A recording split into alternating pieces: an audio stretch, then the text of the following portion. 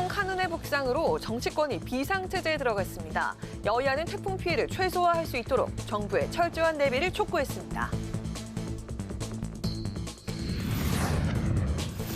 백현동 개발비리 의혹과 관련해 이재명 민주당 대표가 17일 검찰에 출석합니다. 이 대표는 국가폭력이라고 비판하면서도 당당히 조사에 응하겠다고 밝혔고 국민의힘은 중대비리 의혹의 당사자가 조사받는 건 당연하다고 맞받았습니다. 민주당 혁신위원회가 당대표 선출 시 대의원 투표를 배제하고 현역 의원에 대한 공천 페널티를 강화하는 내용의 3차 혁신안을 발표하며 활동을 종료했습니다. 비명계는 즉각 반발했습니다. 대기자의 시선으로 분석해보는 정가동향, 목요정치클럽 기자, 대기자. 거듭된 설화로 당초 계획보다 한 달가량 일찍 활동을 종료하게 된 민주당 혁신위의 혁신안 발표 내용을 면밀히 살펴보고 부실 운영 논란을 일으킨 잼버리 사태에 대한 여야의 거센 책임 공방까지 정치권 소식 자세히 짚어보겠습니다.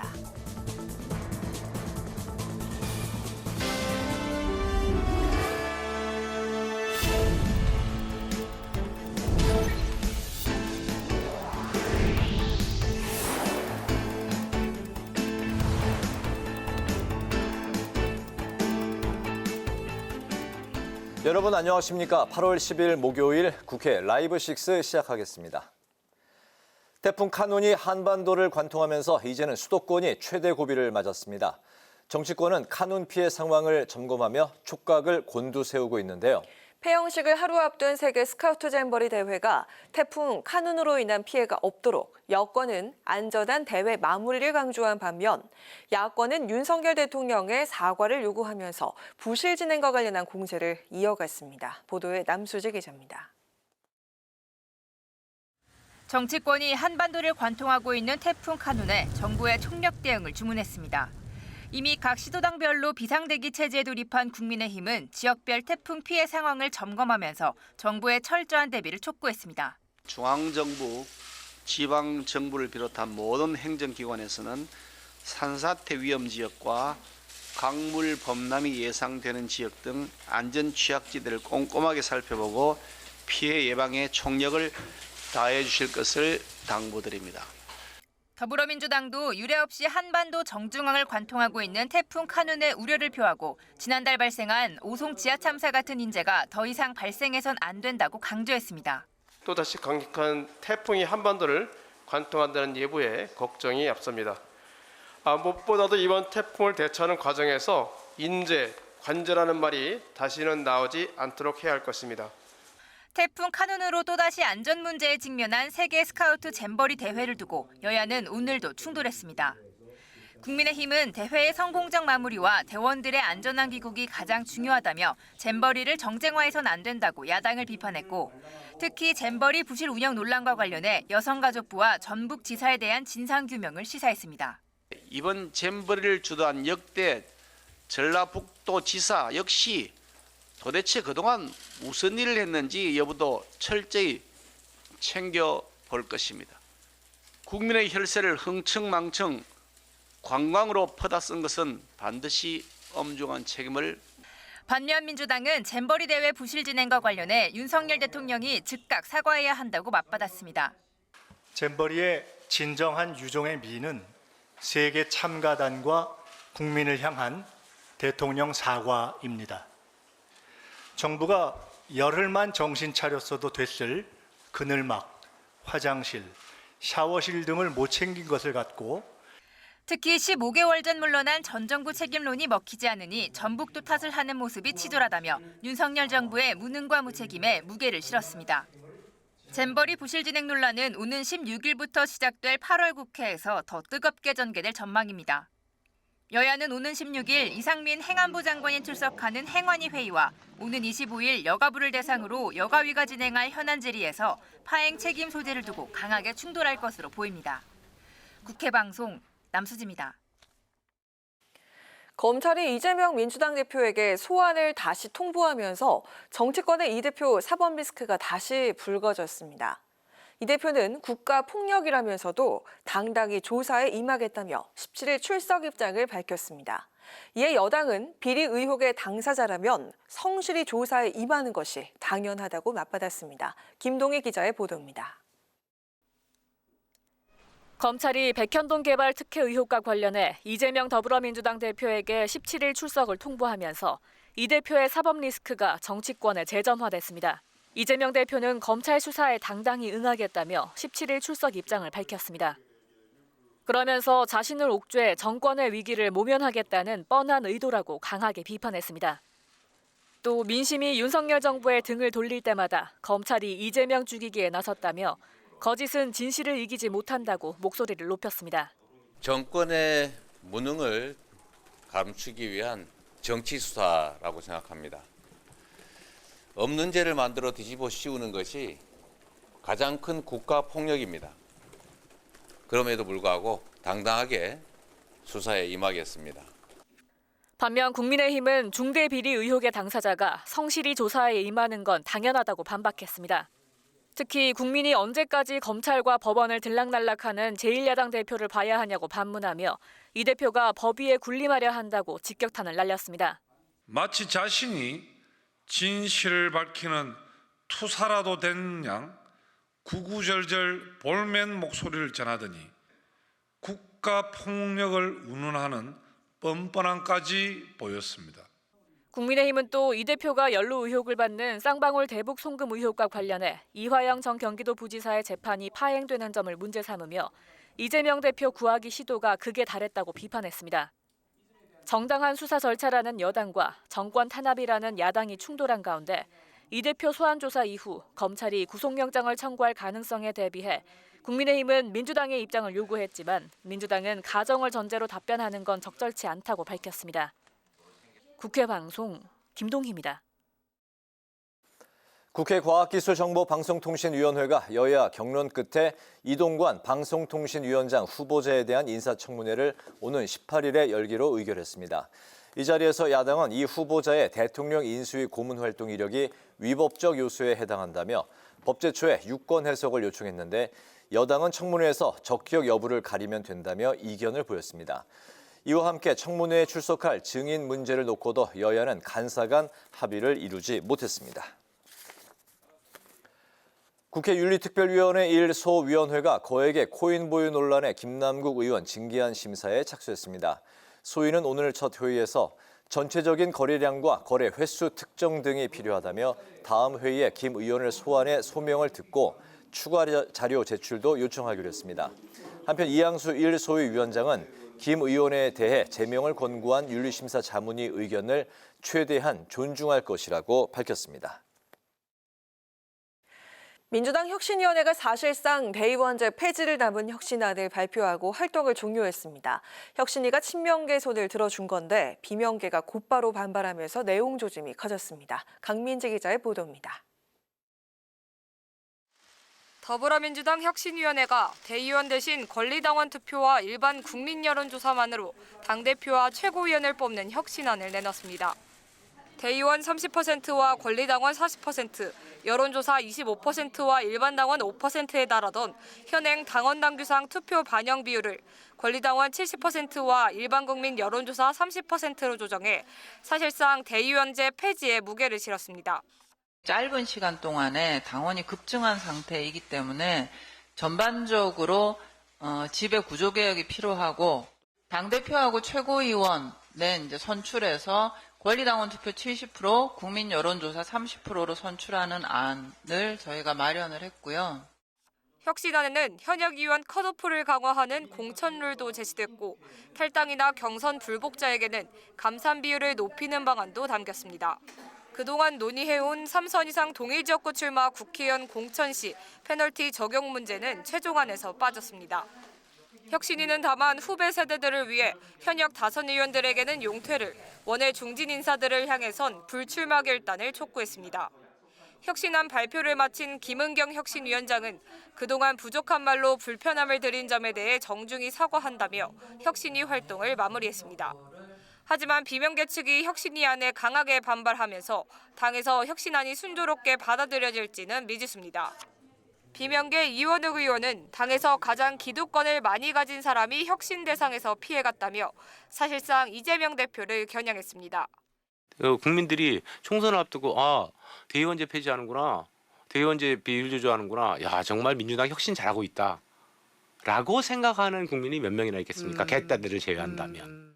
민주당은 혁신위의 제안에 심도 있게 논의해 국민 눈높이에 맞는 쇄신을 이루겠다고 밝혔는데 이달 말 예정된 의원 워크숍에서 계파 갈등이 촉발될 가능성이 커졌습니다.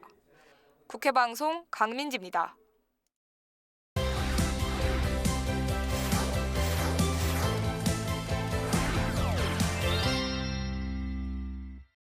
네, 이슈픽에서 여야 정치권 이슈를 좀 더 자세하게 짚어보도록 하겠습니다. 김지순 아나운서 나와 있습니다. 반갑습니다. 네, 안녕하세요.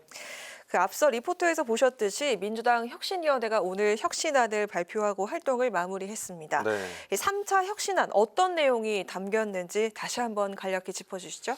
네, 이 혁신위원회 9월까지 활동할 예정이었지만 오늘 3차 혁신안을 발표하고 조기 활동을 마쳤습니다. 크게 두 가지로 요약해 볼 수가 있는데요. 이 당대표를 뽑을 때 대의원을 빼자, 그리고 현역 의원 공천 페널티를 강화하자, 이렇게 크게 두 가지로 이번 혁신안을 요약할 수가 있겠습니다. 현재는 당대표를 뽑을 때 권리당원 40%와 대의원 30%, 여론조사 25%, 일반 당원 5%의 비율을 적용해 왔는데요. 이 중 대의원과 일반 당원의 투표를 아예 없애고 권리당원 70%와 국민 여론조사 30%로 선출할 것을 제안했습니다. 따라서 이번 혁신안 사실상 대의원제를 폐지하는 것과 같다는 분석이 나오고 있고요. 또 현역 의원을 공천할 때 의정활동에서 하위 평가를 받은 의원들에 대한 페널티, 즉 감점도 강화하자고 제안을 했는데요. 현재는 하위 20%에게 경선 득표의 20% 감산을 적용하는데 이것을 좀 더 세분화했습니다. 앞으로 하위 10%는 경선 득표의 40% 감산, 하위 10에서 20%는 30% 감산, 이 하위 20, 30%는 20%를 감산할 것을 제안을 했습니다. 네, 말씀해 주신 대로 사실상 그 대의원제가 폐지됐다 이렇게 볼 수 있겠습니다. 앞으로 그 비명계 측에서 반발을 할 것으로 보이는데요, 그죠? 그렇습니다. 혁신위의 제안대로 만약에 대의원제가 무력화된다면 이제 권리당원들의 힘이 더 세질 텐데요. 이에 따라 강성 지지층을 보유한 후보가 선출될 확률이 높아진다. 즉, 이 권리당원 중 이재명 대표 지지자가 많기 때문에 이 비명계에서 반대하는 목소리가 나오고 있는데요. 이 혁신안이 발표되기 전부터 이 불만들이 나왔습니다.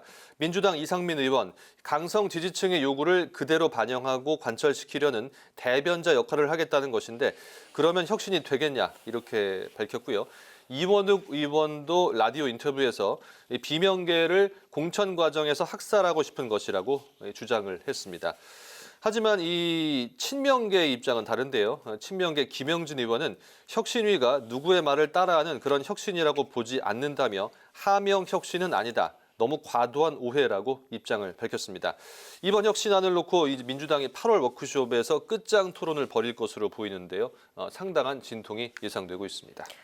네, 이런 가운데 이재명 대표가 백현동 개발 특혜 의혹과 관련해서 검찰 소환 조사에 응하기로 했다고요? 그렇습니다. 이재명 대표 오늘 입장문을 냈고요. 이 소환 조사에 응하기로 했습니다. 검찰이 백현동 개발 특혜와 관련해서 소환을 통보한 것에 대해 당당히 소환 조사에 응할 것이라고 밝힌 겁니다. 검찰이 이는 서울중앙지검이 최근 이 대표에게 백현동 의혹과 관련해 피의자 신분으로 출석해서 조사를 받으라고 통보한 데 따른 것으로 이 대표 측 오는 17일에 조사를 받겠다고 밝힌 겁니다. 이 대표는 입장문에서 이 대장동 수사로 무려 1년 넘게 모든 것을 털었지만 아무것도 나온 것이 없다. 이재명을 옥죄해서 정권의 위기를 모면하겠다는 뻔한 의도라며 그럼에도 당당히 소환 조사에 응할 것이라고 밝혔습니다. 네, 이에 국민의힘은 중대비리 의혹의 그 당사자를 조사하는 건 당연하다는 입장을 내놨죠. 네, 국민의힘 논평을 내고 이 대표가 대변인을 통해서 마치 자신이 진실을 밝히는 투사라도 되는 양 이 볼멘 목소리를 전하더니 SNS에는 이 국가 폭력까지 운운하는 뻔뻔함을 보여줬다고 주장을 했는데요.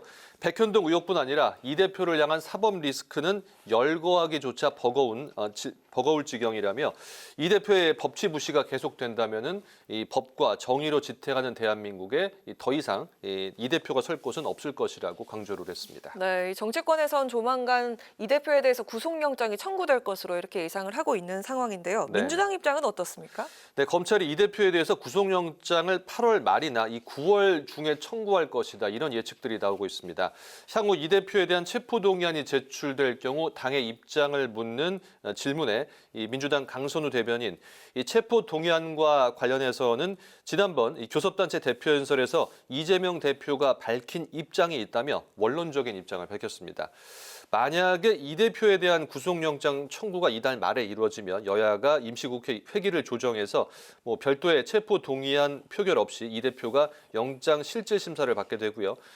이제 9월에 정기국회가 시작되지 않습니까? 네. 정기국회가 시작되고 나서 영장이 청구되면 체포동의안은 이 본회의에서 투표가 진행될 것으로 보입니다. 네, 자 그리고 한편 그 폭염에 이어서 설상가상으로 태풍까지 북상을 하면서 이 잼버리 대원들이 새만금을 떠나서 전국 각지로 이동을 했습니다. 네. 자 이후에도 부실한 운영으로 문제가 이렇게 계속 터지고 있습니다. 네, 6년을 준비했는데도 이 부실했는데 지금 어떻겠냐 이런 비판들이 나오고 있는데요. 네. 이 태풍으로 인해서 급작스럽게 일정이 변경되다 보니 또 이와 관련한 갖가지 문제들이 터져 나왔습니다. 이 충남의 한 대학은 예멘 대원 이 175명, 175명을 받아달라는 요청에 기숙사를 배정을 하고 또 출장 뷔페까지 준비를 했거든요. 네. 그런데 이 당일 밤 9시가 돼서야 예멘 대원들이 한국에 입국을 한 사실이 없다. 이런 것을 이제 그때서야 알게 된 겁니다. 네. 그 전까지는 잼버리 조직위 측에 문의를 했는데 이 인솔자 연락처를 확인해 줄 수 없다. 이런 어떻게 답변만 이런 일이 있죠? 받은 것으로 전해졌습니다. 경기도 고양시에 또 NH 인재원에 배정됐던 시리아 대원 80명도 애초에 입국하지 않은 것으로 파악이 됐고요. 또 이 남학생 기숙사에 여성 잼버리 대원들이 일부 배정됐다가 다시 호텔로 옮겨지는 등 여러 곳에서 혼선이 빚어졌고요. 또 한편 이 우리나라 대원 370여 명이 샤워실도 없는 강당 맨 바닥에서 요가 매트를 깔고 숙박을 하게 되면서 호텔급 시설에 머물게 된 외국 대원들과 비교가 되면서 오히려 이 우리나라 대원들에 대한 역차별 아니냐 이런 비판까지 나오고 있는 상황입니다. 계속해서 문제가 이렇게 나오고 있는데 네. 이처럼 그 잼버리 파행이 이어지면서 여야 공방까지 거세지고 있다고요? 그렇습니다. 여야의 공방전, 이 책임 소재를 두고 더욱더 이제 거세지고 있는데요. 국민의힘 김기현 대표 최고위에서 민주당이 잼버리를 정쟁의 대상으로 사용하는 잘못을 반복하고 있다면서 이 대회가 마무리되면 지원 부처로 미흡했던 여가부의 문제점을 꼼꼼히 살펴볼 예정이라고 밝혔고요. 잼버리를 주도한 역대 이 전북 도지사 역시 그동안 무슨 일을 했는지 여부도 챙겨볼 것이라고 말했습니다. 하지만 민주당은 윤석열 대통령의 사과를 요구하면서 여권을 압박했는데요. 김민석 정책위의장, 정부가 화장실과 샤워실을 못 챙긴 것을 15개월 전 물러난 전 정부 탓을 하고 있다. 전국 지자체와 기관, 기업의 인력과 비용으로 정부가 친 사고를 국민 설거지시킨 책임 전가를 사과해야 한다고 주장했고요. 송기현 원내수석 부대표는 주무부처인 여가부를 비롯해서 이 관련 부처에 대해 국회 현안 질의를 포함해 여러 방안을 검토하겠다고 밝힌 상황입니다. 이에 따라 16일부터 열리는 이 8월 임시국회에서 여야가 잼버리 부실 운영을 놓고 또 크게 격돌할 것으로 보입니다. 네, 오늘 이슈픽은 여기까지 듣겠습니다. 김지수 아나운서 고맙습니다. 네, 고맙습니다.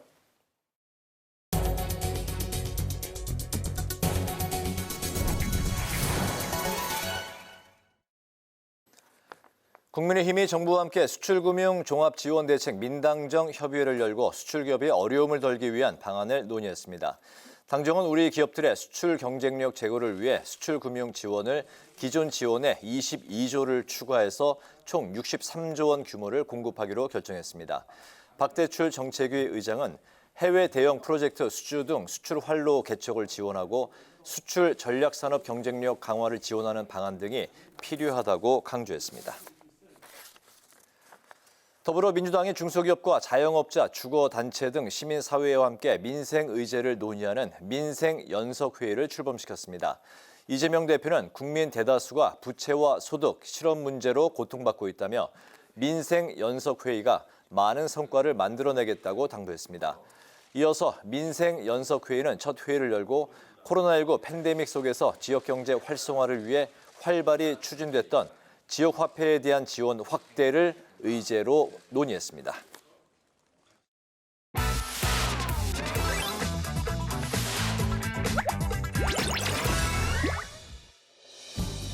8월 10일 강아랑이 전해주는 정치권의 뜨거운 말말말 강아랑의 정치랑입니다.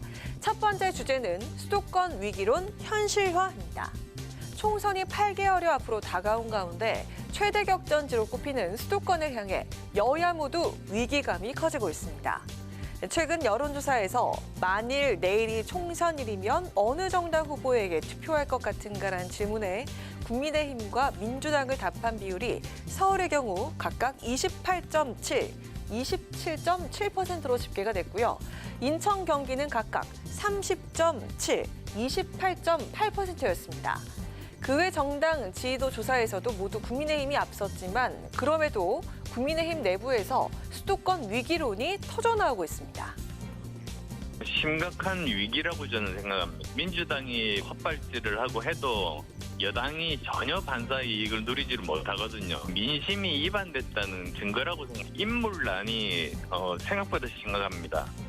수도권 위기뿐만 아니라 총선 자체가 위기입니다. 이대로 가다 총선에서 과반은 고사하고 120석 이것도 불안한 상황이 되기 때문에 윤상현 의원 역시 수도권 위기론은 현실이라면서 김기현 대표와 지도부를 정면으로 겨냥했습니다. 존재감 없는 당 지도부의 책임을 부각시킨 건데요. 지도부의 책임을 뒤집어씌우고 지도부를 흔드는 것은 그렇게 바람직한 태도는 아니다라고 보여지고요. 마치 몇몇 지도부가 노력하면 될 것처럼 인물만 잘 고르면 될 것처럼 이렇게 하는 것은 다소 부분적인 시각 아닌가 이런 생각이 듭니다. 하지만 수도권 전역에 바람몰이를 할 수 있는 스타 정치인이 나서야 한다는 지적은 계속해서 나오고 있습니다. 한동훈 법무장관을 비롯해 원희룡 국토부 장관도 꾸준히 거론되고 있는데요. 내년 총선 분위기를 끌어올리기 위해서 국민의힘은 원희룡, 한동훈, 박민식 장관 이런 분들 출마해야 된다고 봅니다. 다만 조금 그래도 험지로 가야죠. 제가 요즘에 이제 청년 정치인들도 만나고 수도권의 원외 당협위원장들 만나면 하나같이 다 힘들어합니다. 이런 위기의식이 우리 당 지도부에 저는 전달됐다고 봐요. 집권 여당으로서 최대 승부처인 수도권 승리가 어느 때보다 절실한 상황인 만큼 수도권 위기론에 대한 당내 설왕설래는 계속될 것으로 보입니다. 이어서 두 번째 정치랑은 이화영 재판 파행입니다. 쌍방울 대북 송금 의혹에 관여한 혐의를 받는 이화영 전 경기도 평화부지사 재판이 변호인을 이슈로 파행을 거듭하는 가운데 여당이 이재명 구하기를 하려는 게 아니냐는 의문을 제기했습니다. 이재명 대표 방탄을 위해 이화영 씨의 입을 막아 모든 책임을 이화영 씨 혼자 뒤집어 쓰고 가도록 하려는 의도로 그 변호를 자임했던 것이 아닌가 하는 강한 의구심이 듭니다. 영화 아수라의 데자비를 보는 것 같습니다. 한동훈 법무부 장관 역시 보스에게 불리한 법정 진술을 입막으려는 마피아 영화에서 나오는 증거인멸 시도이고 사법 방해라고 비판했습니다. 여기서 말한 보스는 이재명 대표를 지칭한 것으로 보이는데요. 변호인이 이화영 전 부지사가 아닌 이 대표를 보호하려는 게 아니냐는 비판으로 보이는데요. 하지만 민주당의 해석은 달랐습니다. 검찰의 회유와 협박들이 있었는지 그것 때문에 사실은 이화영 전 부지사가 기존에 명확하게 가지고 있었던 입장이 흔들린 것인지 그리고 그런 부분들의 상당한 부분의 어떤 불법적인 부분들이 있었는지 이런 부분들이 명확해져야 재판이기 때문에 지연을 하려고 한다고 해서 그게 지연이 마음대로 통하는 그런 구조가 아닙니다. 민주당이 거기에 관계돼 있지도 않고요. 중요한 것은 어쨌든 변호인이 회의 협박을 주장했다는 것은 대단히 중요한 사태이고요. 법정에서 흔든다. 그게 민주당을 가리킨다면 그것은 넌센스. 말이 안 됩니다.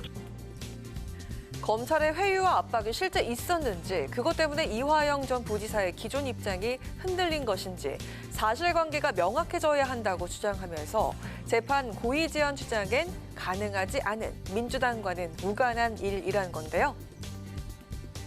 근데 어디에도 검찰이 회유 압박하고 있다는 내용이 있었던 게 아니라 김성태 전 회장이 오히려 이화영 부지사를 협박, 겁박했다는 거지 않습니까? 그 겁박에 대한 근거를 갖고 나왔던 세 가지가 이재명 재판 당시 2심 재판부에 로비한 사실, 이재명의 측근 김용을 통해 이재명이 후원금을 기부한 사실, 이런 거를 말을 안 들으면 폭로하겠다는 건데 이 내용은 이재명 대표한테 매우 불리한 일이지 이게 이화영 부지사를 겁박할 만한 하등의 사항이 아니거든요. 한편 이 가운데 검찰이 이재명 대표에게 백현동 개발 특혜 의혹에 대한 소환 조사를 통보했습니다. 이에 이 대표는 이재명을 옥죄어 정권 위기를 모면하겠다는 뻔한 의도라고 반박하면서도 조사에 당당히 응하겠다고 밝혔습니다. 오늘 17일 이 대표의 검찰 출석에 또 한 번 이목이 집중되고 있습니다.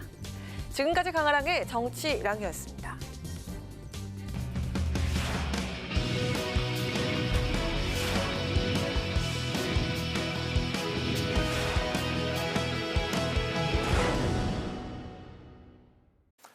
네, 정치권 동향을 대기자의 시선으로 짚어보는 목요 정치클럽 기자 대기자 시간입니다. 오늘도 최병묵 전 TV조선 해설위원, 성한용 한겨레신문 선임 기자 두 분과 함께하겠습니다. 어서 오십시오. 반갑습니다. 네, 안녕하세요. 네, 오늘은 성 의원님께서 발제해 오셨죠? 예, 민주당에서 오늘 혁신위원회에서 혁신안 발표가 있었고요. 또 잼버리 대회가 이제 워낙 좀 이 파장이 크다 보니까 네. 이 정치권에도 상당히 좀 여파 파장이 미치는 것 같습니다. 두 가지 중심으로 얘기해 보면 될 것 같습니다. 알겠습니다.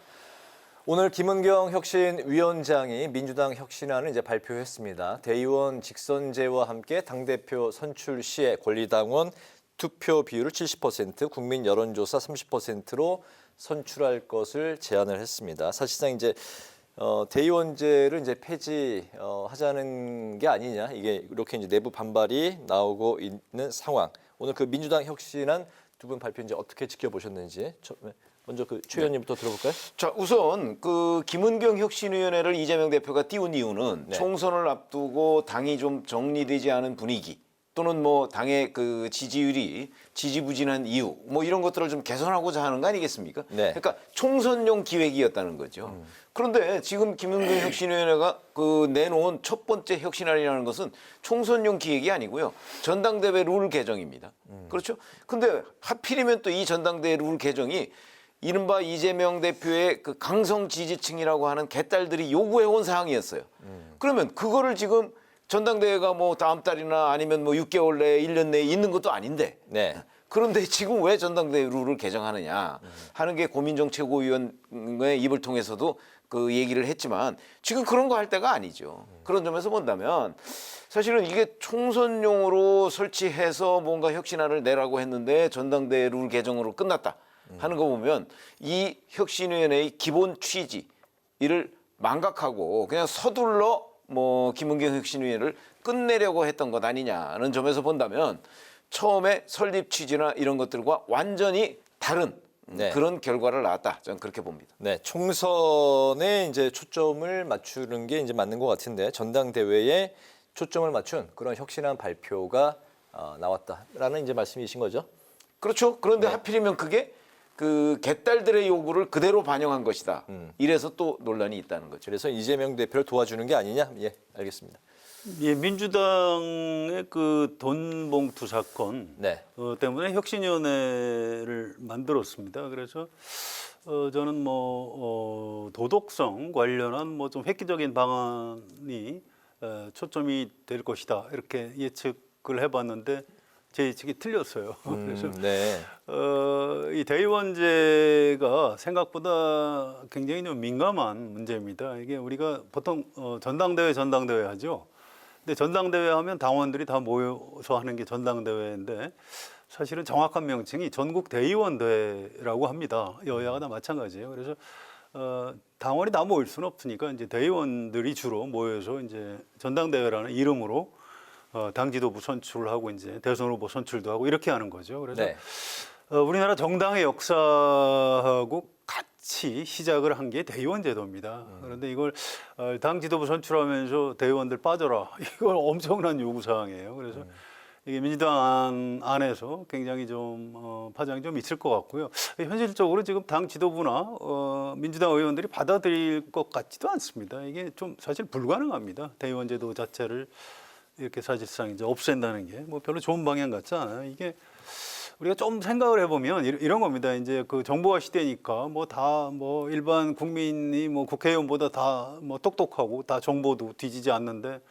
모든 결정을 뭐 국민 투표로 하면 되지 않느냐. 그럼 그게 민주주의가 발전되는 건가요? 그렇지 않거든요. 아직도 민주주의의 가장 기본적인 틀은 대의민주주의이고요. 우리가 표현을 잘 안 해서 그렇지 대의민주주의 안에는 수구의 민주주의가 들어있는 겁니다. 그래도 좀 국민을 대표하는 사람들이 모여서 수구의해서 중요한 정책 결정을 하라. 이 정당의 대의원 제도도 이제 그런 정치적인 함의가 있어요. 그래서 네. 여기 혁신위원회에서 오늘 그걸 발표했지만 민주당에서 그게 관철될 것 같지는 않습니다. 네, 권리당원이 이제 대의원이 되려면 이제 시간도 많이 걸리고 또 자격 요건도 갖춰야 되기 때문에 현재 이제 또 권리당원은 이재명 대표를 지지하는 이제 세력들이 많이 있어서 이 결국에는 이제 권리당원의 이제 투표 그 비율을 높이는 게 이재명 대표를 도와주는 게 아니냐 이런 해석이 나오는 게 어떻게 보면 좀 합리적인 의심일 수도 뭐 있을 것 같습니다. 의심이라기보다는 네. 그 어찌 보면 명백한 사실로 보입니다.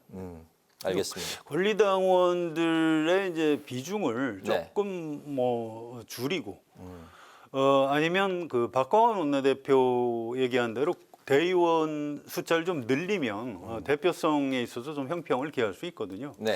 그런 방안이 있었는데 왜 이런 결정을 했는지 저도 좀 납득하기가 좀 어렵습니다. 그렇군요. 어쨌든 오늘 이 발표를 끝으로 민주당 혁신위가 이제 활동을 종료한다고 이제 밝혔는데 김 위원장은 현역 의원 이제 공천시에 불이익을 강화하고 중진 원로 정치인의 용퇴를 제안한다고 했습니다. 바로 이 그 중진 원로의 용퇴 제안이 기존에 이제 좀 예상이 됐었던 3선 이상의 그 중진 의원들이 같은 지역구에 출마를 할 경우 감점을 준다, 뭐 불이익을 준다. 이거를 이제 좀 약간 좀 그 선회해서 이렇게 바꾼 걸 대체한 걸로 이렇게 좀 바라볼 수 있는 상황인데 김한규 이제 민주당 의원이 혁신위는 사실상 이제 결정할 수 있는 권한은 없고 어전다 그 이슈를 던지는 그런 게 그 본래의 역할이다라고 이제 이야기를 했습니다. 하기 때문에 이슈를 던진 이 상황에서 향후 이제 민주당에서는 앞으로 이제 어떤 일들이 펼쳐질지 두 번째 이슈를 좀 들어보겠습니다.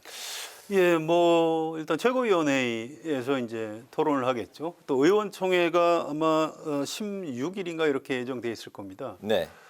또 의원들 워크숍이 있어요. 이달 말에 네. 28일, 29일. 여기서도 이제 쟁점이 될 겁니다. 그래서 민주당 혁신은 이제 지금부터 시작이라고 보시면 되고요.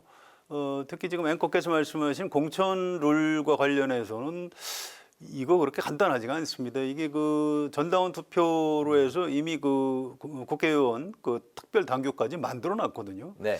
이걸 바꿔라? 그러면 역시 또 당원들의 뜻을 다시 물어봐야 되는 거고요. 잘못하면 민주당이 분당 위기까지 갈 수가 있을 정도로 네. 이 폭발적인 사안입니다. 그래서 지금부터 이제 이걸 어떻게 만드느냐 굉장히 좀 중요한데 이 굉장히 그 현역 의원들한테 좀 불이익을 주려고 하다가 막판에 당 지도부에서 좀 말렸다고 해요. 그렇게 되면 위험하다 해서 대충 좀 알아서 물러나 달라 이런 식으로 권고하는 정도로 넘어갔는데 어쨌든 일반 그 친명 권리당원들은 다선 의원들 좀 물러나라 이런 정서가 굉장히 강합니다. 네. 그래서 이 문제를 둘러싸고 당내 분란은 좀 계속되지 않을까 이렇게 예측이 됩니다. 네, 현역 의원 공천 시 불이익 강화, 뭐 약간 좀 추상적으로 들릴 수도 있는데, 어제 그 민주당의 더 혁신위원회인가요? 거기서 기자회견 발표에서는 네. 현역 의원 뭐 50% 물갈이 뭐 이런 이야기도 좀 나왔었죠. 글쎄, 근데 뭐 역대 이제 총선을 앞두고서 되게 인위적인 물갈이 얘기를 많이 합니다. 근데 이거는 이제 뭐 의원 평가 뭐 이런 얘기를 하잖아요. 네. 근데 의원 평가라는 게 지도부의 입김에서 완벽하게 벗어날 수가 없습니다. 그렇기 때문에 이런 것들 되면 결국은 나중에 지도부를 향한 반발 같은 게 생기기 마련이거든요. 네. 그리고 그게 임의의 잣대로 그 평가가 이루어지는 경우가 꽤 많습니다. 그렇기 때문에 정치에서는요, 이게 뭐 점수로 따져서 뭐 50점은 뭐 합격, 뭐 49점은 뭐 불합격 이렇게 될 수 있는 상황이 아니기 때문에 제가 보건대는 별 의미가 없는 룰이다 이렇게 생각을 하고요. 네. 그다음에 뭐 전 현직 의원들 다선한테 뭐 용퇴를 권고했는데 아마 실제 전 현직 다선 의원들 별로 신경 안 쓸 거라고 저는 봅니다. 왜 그러냐면 기본적으로는 유권자가 결정하는 거 아닌가요? 네. 정당이 공천을 해도 유권자가 결정하는 거기 때문에 물론 정당 공천에 뭐 여러 가지 뭐 기준점이라는 것이 있지만 아마 용퇴 권고 정도 가지고서는 그 실제 그 대상이 돼 있는 그런 전 현직 의원들은 별로 신경도 쓰지 않을 것이다 이렇게 봅니다. 알겠습니다. 두 분이 이제 지난주에 민주당 혁신위가 이제 출구를 찾아서 조기 종료하는 게 가장 바람직한 모양새가 될 것 같다고 했는데 오늘로써 혁신이 이제 발표를 끝으로 활동을 종료한다고. 저희 예상보다도 훨씬 더 빨리 종료가 됐습니다. 빨리 된 거죠? 네네. 알겠습니다. 그 이재명 민주당 대표가 이제 17일에 백현동 개발 특혜 의혹과 관련해서 검찰 소환 조사에 응하기로 했습니다. 피의자 신분 자격으로 이제 출두를 하게 되는 건데 자신의 이제 SNS에는 국가 폭력이다 뭐 이런 이제 불쾌감을 표현을 했습니다. 앞서 이제 국회의원 불체포 특권을 이제 포기하겠다 이렇게 의사를 밝혔던 이 대표인데 검찰 조사에 응하고 출두를 하게 되면 이게 민주당을 포함한 정치권이 이제 어떤 파장을 가져올지 성 의원님부터 들어볼까요? 글쎄요, 이게 벌써 한 네 번째인가요? 검찰 출두하는 게 그 정도 될 겁니다. 영장을 한 번 들어왔고 출두는 한 네 번째 되죠. 네. 또 이제 백현동은 이제 서울중앙지검에서 수사를 하고 있고요. 뭐 소환할 거라고 다 알고 있었던 사안입니다. 또 쌍방울 사건이 있죠. 이건 수원지검에서 하고 있는 걸로 알고 있습니다. 그래서 이 나중에 이제 영장 청구를 하게 되면 이걸 아마 병합해야 될 것 같아요. 그런데 뭐 검찰 내부의 기술적인 문제입니다만 이걸 중앙지검 쪽으로 이렇게 몰아서 할지 수원지검으로 병합을 해서 할지 그걸 잘 모르겠어요. 네. 그런 절차가 필요하기 때문에 한 8월 말이나 뭐 9월까지 넘어가지 않느냐 뭐 이런 예측들을 하고 있고요. 우리가 지난주 또 지난주에 계속 얘기했듯이 지금 이른바 사법 리스크, 네. 이재명 대표와 민주당의 사법 리스크가 지금 계속 되고 있는 그런 장면이죠. 그래서 뭐 좀 두고 봐야 됩니다. 우리 앞으로 계속 매주 이 얘기를 해야 될 것 같은데요.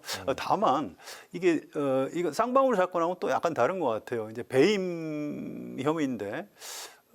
이제 선출직 공무원들이나 네. 뭐 임명직 공무원들을 배임 혐의로 기소는 많이 하지만 최종적으로 유죄가 잘 안 나오는 게 이제 배임이라는 범죄입니다. 그래서 이 부분에 대해서 이제 이재명 대표는 할 말은 많을 거예요. 왜 나만 가지고 이러냐? 정치 탄압이다 이렇게 주장을 하는 건데 네.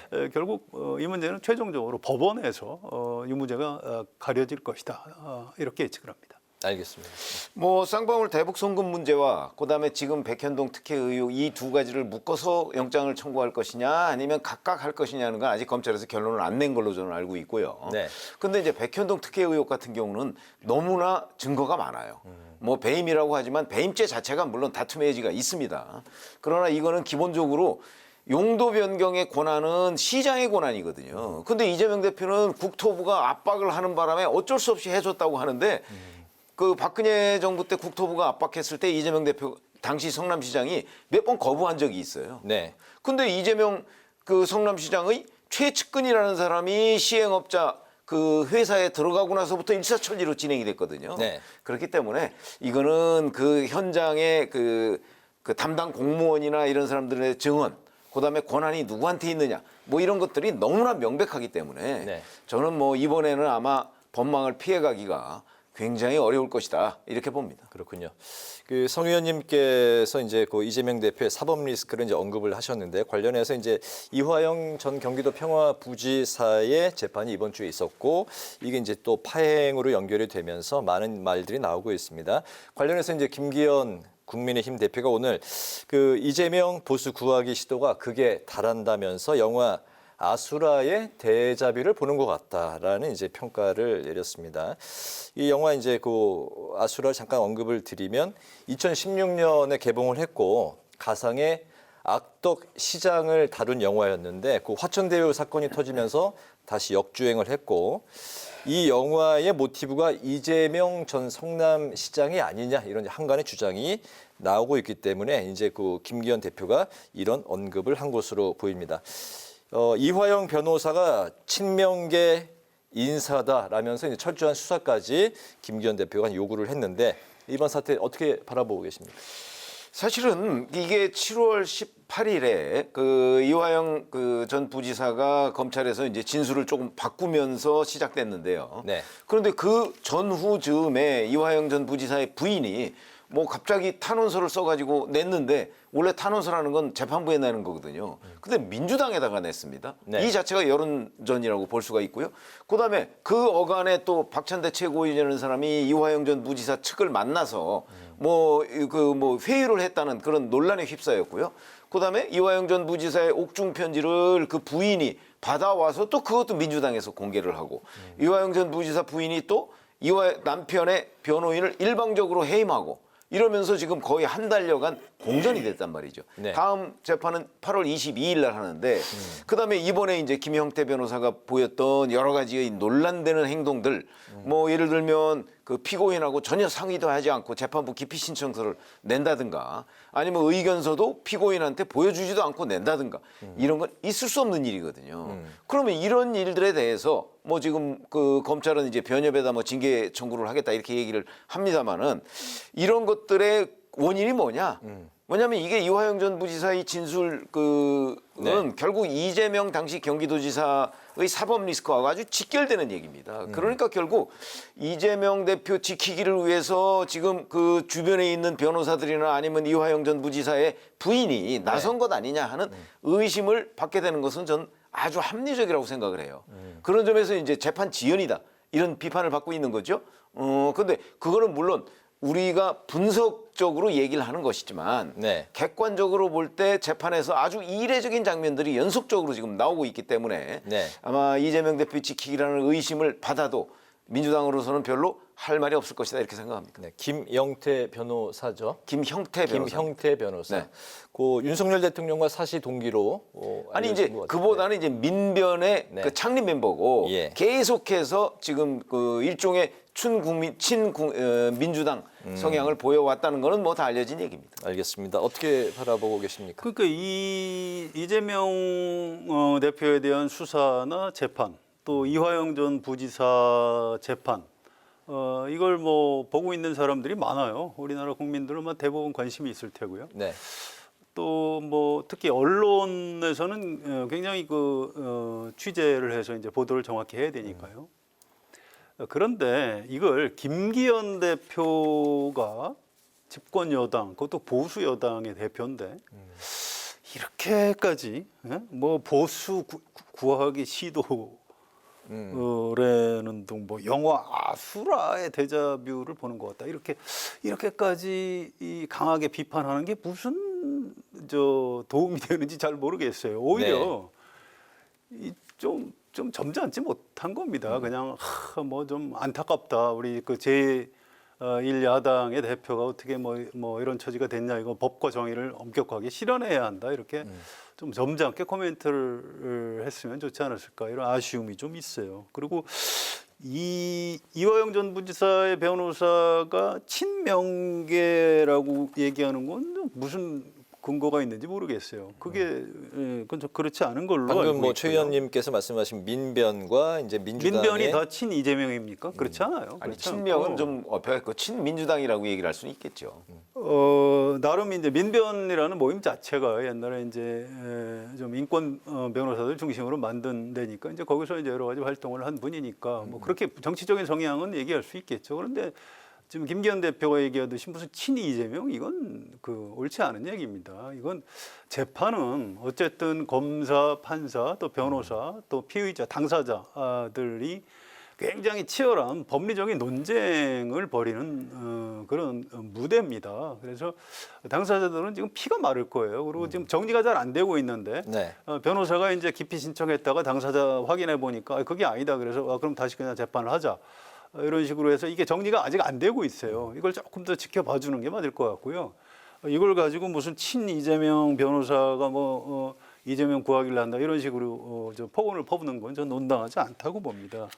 이게 이 전에 그 하태경 의원인가요? 이화영 부지사가 진술을 바꾸는 걸 보니까 뭐 이해찬 전 대표가 이화영 부지사를 이재명 대표를 손절하는 것 같다 이런 얘기를 방송에서 한 적이 있어요.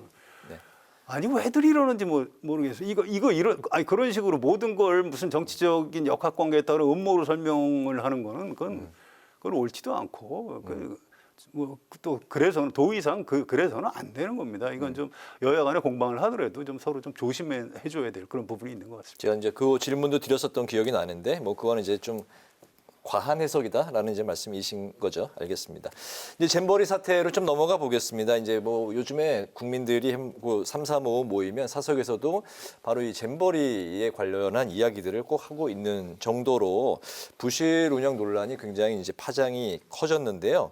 국민의힘의 여성가족부와 전라북도의 책임론을 이제 부각을 했습니다. 정부 책임론에는 확실하게 이제 선을 그었는데 이런 그 여당의 대응 뭐 좀 적절하게 하다고 보시는지 어떻게 보셨습니까? 근데 이게 기본적으로 사실은 뭐 중앙정부와 지방정부가 함께 힘을 합쳐서 이 잼버리 대회를 성공적으로 마무리해야 되고 준비해야 되는 거 맞죠? 네. 맞는데 저는 책임의 경중이 좀 있다고 생각합니다.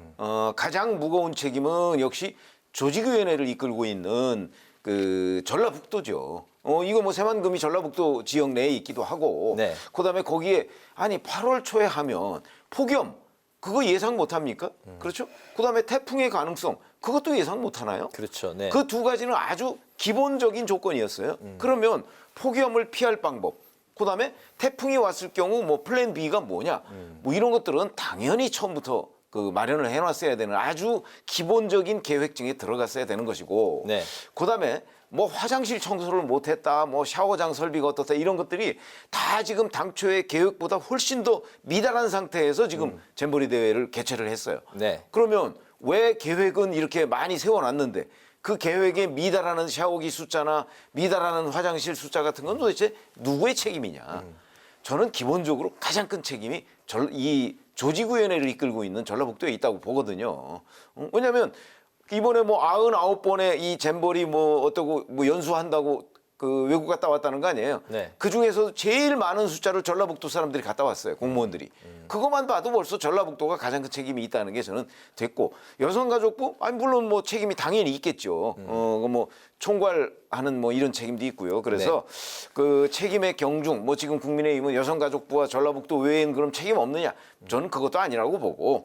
여하튼 이번 이제 내일까지 뭐 이제 이걸 완결을 하고 이제 그 사람들은 이제 떠날 테니까 떠나고 난 뒤에는 확실히 이 책임 문제를 시시비비를 완전히 가려야 될 것이다 이렇게 생각합니다. 네. 제1 책임 소재는 조직위원회가 있는 전라북도다. 알겠습니다. 네.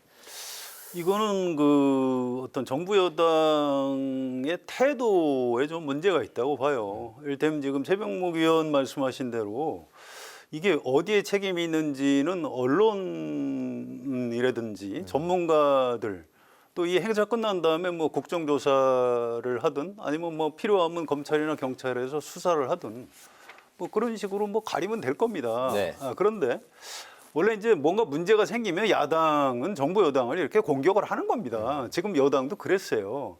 그러면 잼버리 대회에 뭔가 난리가 난 건 사실 아닙니까?